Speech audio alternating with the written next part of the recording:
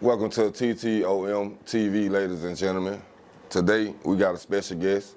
We got the great, legendary, Macon, Georgia's ex-Kingpin, Macon's own cocaine cowboy, Nino before Nino Brown, Jerry Anderson. What's up? How y'all doing, people? Glad to be here today. How you doing, man? I'm all right, man. All right. I want to get a little bit into your story, man. You got an interesting story, you know, and I want to talk a little bit about it today. So for starters, where you grew up at, man? You were born and raised in Macon? Born and raised in Macon, Georgia, Timber Heights. 57 now, Timber Heights. Okay. You had siblings. You were born in a single parent household. You had both parents. It was 8 of us and all, just my mother. She ended up getting a boyfriend as the years went on. Okay, where your father was? He left when I was 5 years old. I can't tell you where he was. Oh, okay, okay. So how was it growing up with 7 siblings, 8 kids? It was rough back in them days. My mama working at the medical center. I had patches in my pants. I had cardboard in my shoes. It was rough. But my mama always found a way to keep food on the table and keep clothes on our back. But it was rough back then.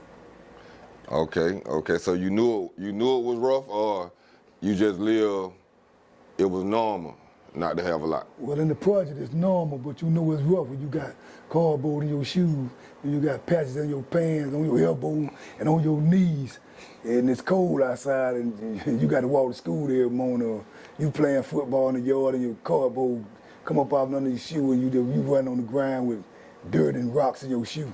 It was hard. You know it was hard. Okay. So you the oldest? Where you fall in line at?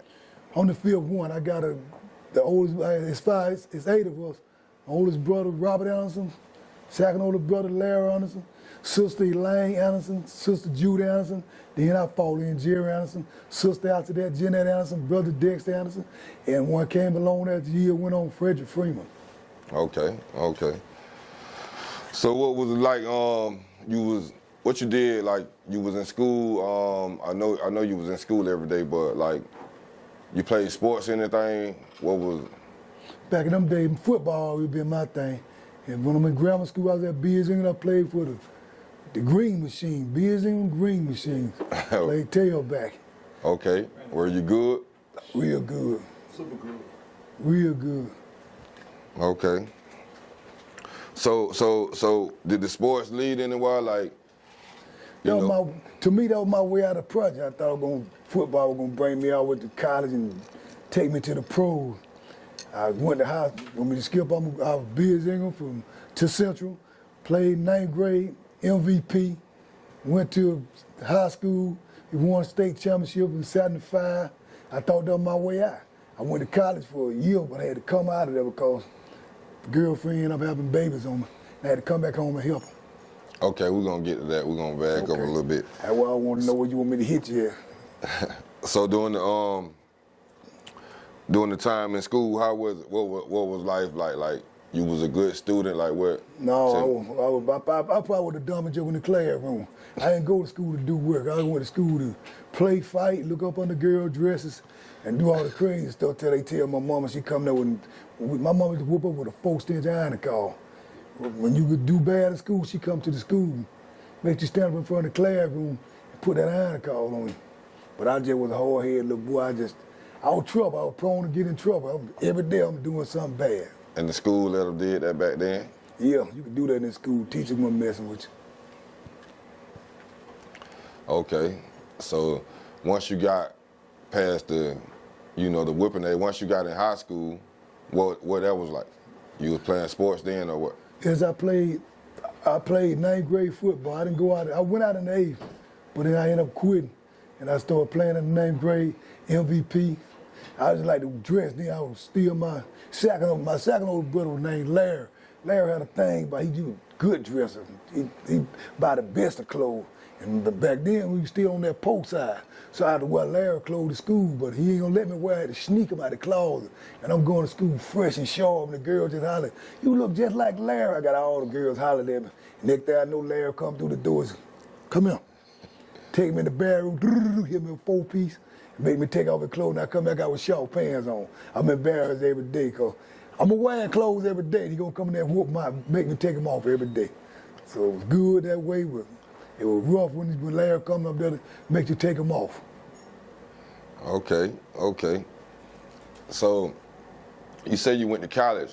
Did you go on a scholarship or? No, I had a partner of mine, Jess Anthony. He was at Knoxville College, and he thought about me. I was just at home taking care of the kid. Like I said, the girl got pregnant, and I'm trying to help her take care of the kids. He told me, he talked to the coach for me. The coach told me to come up there and try if I can make the team. They had 2 scholarships left out of everything. If I can be one of them scholarships, I could get a winner scholarship. So I went up to Knoxville and turned it out. I ended up getting one of them scholarships. They had me in the dorm getting ready to sign me to the contract, but I had to leave and come back home. So you say you spent a year there, but what it was like that year that you spent there? Most of the time you in college, you're doing work and you're going to a lot of parties. I went to a lot of parties. And I had to go to the University of Tennessee because I really tried to get over there. I go over there and play basketball over there. I go over there and run track with the track team. I was just doing a lot of stuff you do in college. A lot of playing sports, a lot of just being around women, and everybody back then just called me and said, "You look like Teddy Pendergrass now." Got a lot of women because of that right there. So when I was in college, that's all I kept hearing. "Oh, you look like Teddy Pendergrass. Oh, you look like Teddy Pendergrass." I didn't like it, but it got me women, so I allowed it to say it. Okay. So after college life, a lot of partying and everything, you come back home because you got a baby on the way. Yeah, she had a baby before I went to college, and she ended up pregnant again with nobody to help her, so she kept calling college telling me she needed me to come home, help her out.